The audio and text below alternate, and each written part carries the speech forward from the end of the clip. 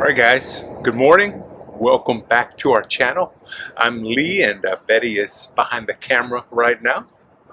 And so we're back in the United States. We've been here for about 2 months and a lot has changed since the last time we were here. Or yeah, things have changed, right? So number one, Trump is the president again. And if you get your information, if you only watch the news media, social media and things like that, you kind of develop a perception or a thought of how things may be in a place if you're not there. So we came back. We've been here for about 2 months now, and we came back to attend our daughter's graduation from university, so we're very proud of that. We've had some family photos made, and we've visited friends and family in a few states. We've been in Washington State, which I'm at right now, in Seattle. Beautiful day. You can see the Olympic Mountains behind me. We've been in Utah, we've been in Texas, and we've been in Arkansas. So I guess we've been to 3 very conservative states and 1 very liberal state, if you want to look at it like that. So, you watch the news, and so you see social media feeds and stuff like that, and you think things are like, really tense, a lot of conflict. So we had some concerns about coming back. And the first thing we were a little worried about was coming through immigration, coming through customs, with all the rhetoric about immigration, and you read stories about people getting caught in immigration control. And, even though we're U.S. citizens, and of course we have U.S. passports, we have heard stories of Americans getting stuck at the border and getting questioned and going and having, basically being harassed. So we've read stories about that, heard about that. So we had some concerns coming in, to be quite honest. But I have to say, we came in the first week of April. We came in through Seattle, and no, we came in through Denver. Sorry about that. We came in through Denver, and I have to say it was one of the smoothest processes through immigration that I've ever experienced coming into the United States. It was smooth, it was efficient. Now, there weren't a lot of people there, and maybe that's because foreigners are hesitant to come to the United States right now. I don't know, but everything went really smoothly. The immigration officials were very nice. They were very polite. And I got to be honest, normally I find them to be a little rude in the United States. No matter who's in the Oval Office. It always seems like immigration to me is a bit rude coming into the U.S. It was not this time. They were very friendly. So, and maybe they were working harder to project a polite image. I don't know, but immigration is very smooth. We had no issues. Of course, like I said, we have U.S. passports, so you would expect we wouldn't, but it was very smooth. Okay, so then we get here and we kind of wonder, is everybody fighting? Is there a civil war about to break out at any moment? Maybe you've seen that recent movie. So we didn't know. We thought, are things really heated? I have to say, based on our experience, things are pretty normal. I mean, you can't really tell unless you're reading social media or watching the news.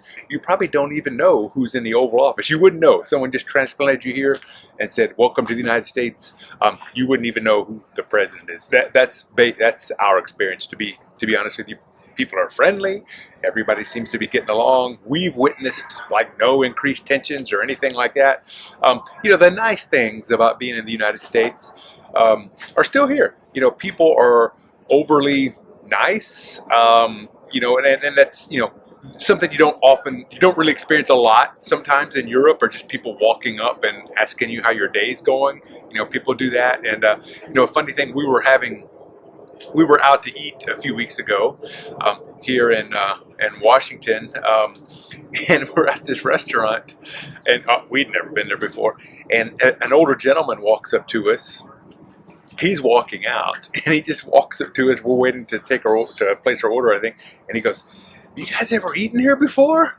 And we're like, "No, it's our first time." He's like, Oh, I tell you, it sure is good. We really had a good time. It was my first time too. And he went on to tell us, he goes, yeah, I met the owner last week at the garden store, and he sure is a nice guy. He told me to come by and try it. And the guy just kept going on, and experiences like that. I kind of forget how nice they are sometimes. So, and we found that no matter where we're at, people have been very nice and pleasant. So that's been really good. All right, so yeah, so people have been very nice in any place we've been. It's been pretty normal, honestly. We can't really tell much difference as far as that goes. Now, the big shock that we did have, and there's always a little bit of shock every time we come back from Europe, when we go shopping, when we go out to eat, we are always shocked about the prices in the United States. Things are a lot more expensive here than they are in Europe. But this time, it was even, the sticker shock was even greater. It was unbelievable. Like I said, we got here the first week of April 2025. And and I knew I'd heard about prices, being high in the United States. So I wanted to, they talked about eggs a lot. So we went to the store like a day or two before we left Germany. And I've got some video of this. We'll put this on there. But we went shopping, and at our grocery store, eggs, we could get 15 eggs for €2.77. So if you convert that to US dollars, that's probably about $3 for 15 eggs. And then you could get 10 eggs for less than €2. So eggs were really cheap. We get to the United States, like a couple of days after we get here, I went to our local grocery store. Now this grocery store tends to be a little bit on the expensive side anyway, but eggs, depending on which kind you got, they had some eggs that were over $10 for a dozen. So over $10 for 12 eggs. I think, I want to say it was like $12 or $13 for 12 eggs.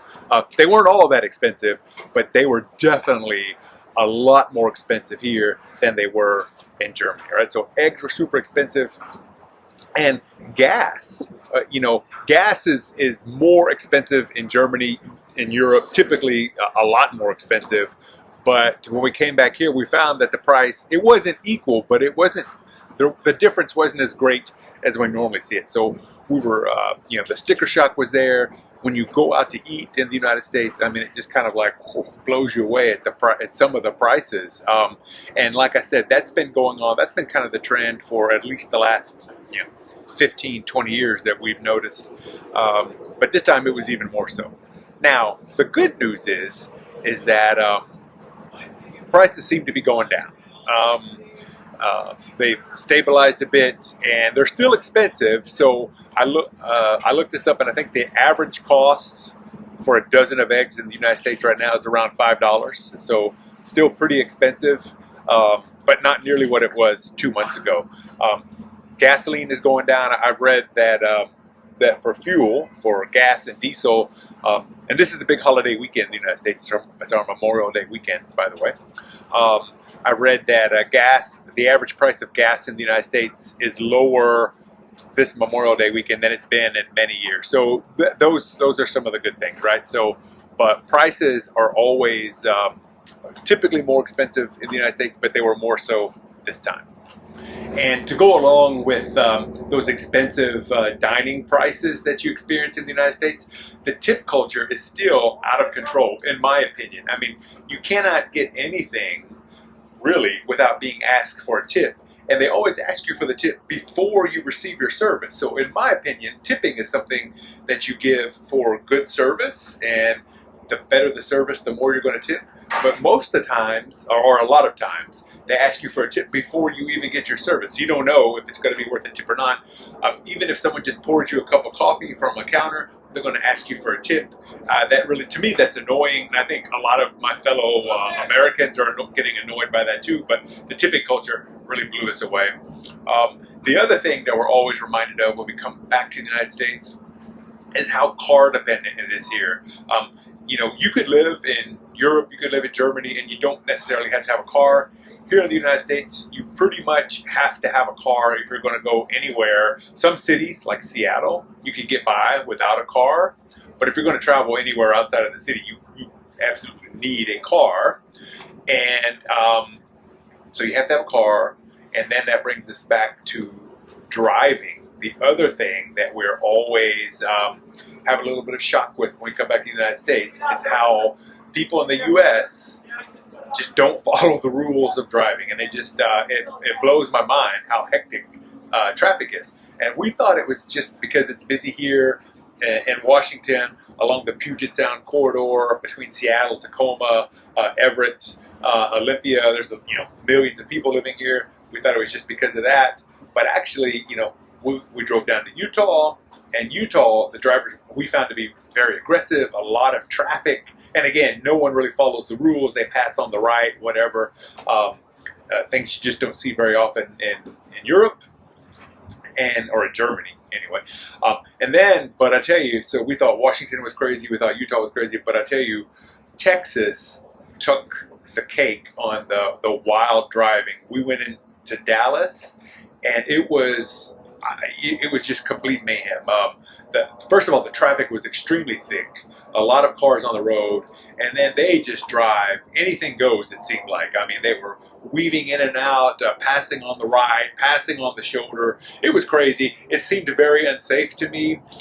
You would see cars just stopped. If there's like a merge lane, a car would stop right in the middle, and they would be changing their flat. There's no safety vest. There's none of that like you see in Germany. So it was really, really crazy. The driving is something that always takes a while to get used to every time we come back to the United States after we've been in Germany for a while. All right, so thanks for watching this video. Hope you found it interesting.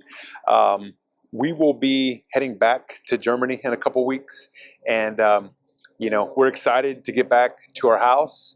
And we're excited to get back to Germany. A couple things we're really looking forward to.